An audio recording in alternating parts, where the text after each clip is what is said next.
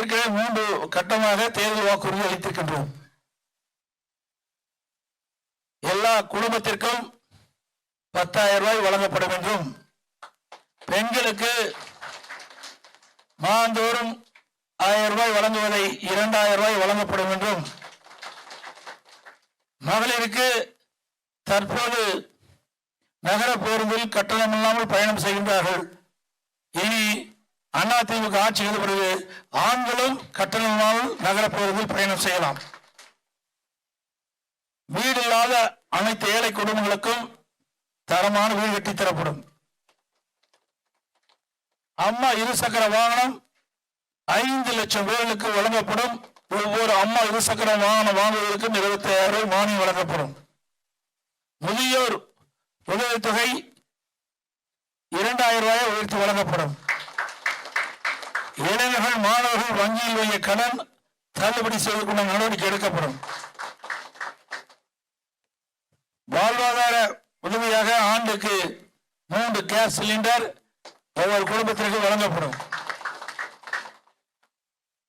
தற்போது இல்லத்தரசின் பணிச்சுமையை குறைக்க அரிசி குடும்ப அட்டைதாரருக்கு குளிர்பதன பெட்டி ஃப்ரிட்ஜ் விலையில்லாமல் வழங்கப்படும். குடும்ப அட்டைதாருக்கு தற்போது வழங்கி வரும் விலையில்லா அரிசியோடு 1 கிலோ பருப்பு 1 லிட்டர் சமையல் எண்ணெய் விலையில்லாமல் அனைத்து குடும்ப அட்டைக்கும் வழங்கப்படும்.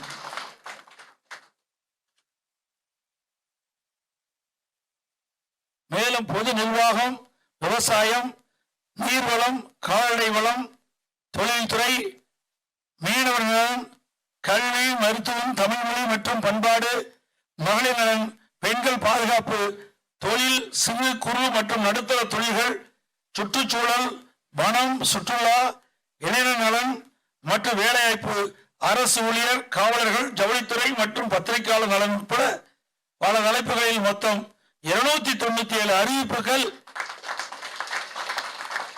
இன்றைய தினம் அனைத்து இந்திய அண்ணா திராவிட முன்னேற்ற கழகத்தின் சார்பாக வெளியிடப்படும் என்ற மகிழ்ச்சியான செய்தி இந்த நேரத்தில் தெரிவித்துக் கொள்கிறேன். செய்திகளை உடனுக்குடன் தெரிந்து கொள்ள கீழ்கண்ட கேபிள் மற்றும் டிடிஎச் நெட்வொர்க்குகளில் எம்நாடு செய்தி தொலைக்காட்சியை காணுங்கள். பாதகம் செய்பவரை கண்டால் நாம் பயம் கொள்ளலாகாது பாப்பா. மோதி மிதித்துவிடு பாப்பா, அவர் முகத்தில் உமிழ்ந்துவிடு பாப்பா.